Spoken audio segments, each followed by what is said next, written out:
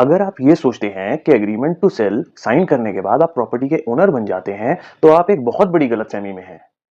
ज्यादातर बायर्स को इंडिया में ये पता ही नहीं होता कि एग्रीमेंट टू सेल और सेल डीड दो डिफरेंट डॉक्यूमेंट्स होते हैं और ये कंफ्यूजन उनकी टाइटलशिप को खतरे में डाल देता है।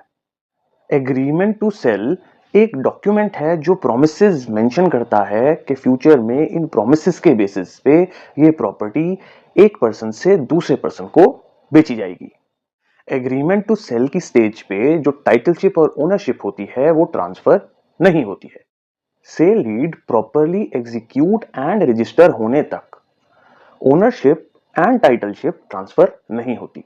जब सेल डीड प्रॉपरली एग्जीक्यूट और रजिस्टर हो जाती है, उसके बाद ही ओनरशिप और टाइटलशिप जो है वो प्रॉपरली ट्रांसफर हो जाती है। तब तक आपके राइट्स लिमिटेड रहते हैं। और यहां आता है सबसे डेंजरस पार्ट।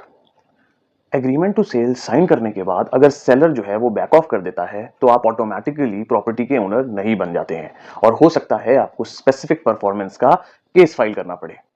और इसका मतलब होता है टाइम, लिटिगेशन एंड एक्सपेंसेस। बहुत बायर्स बड़े एडवांस पे कर देते हैं ये सोच के कि वो सेफ हैं, लेकिन सेल डीड एग्जीक्यूट और रजिस्टर किए बिना टाइटल प्रॉपरली ट्रांसफर नहीं होता है।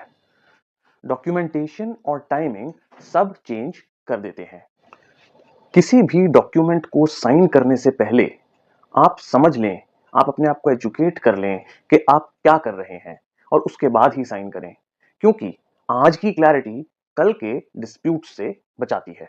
ऐसे और वीडियोस देखने के लिए follow and subscribe ask legal Raghav.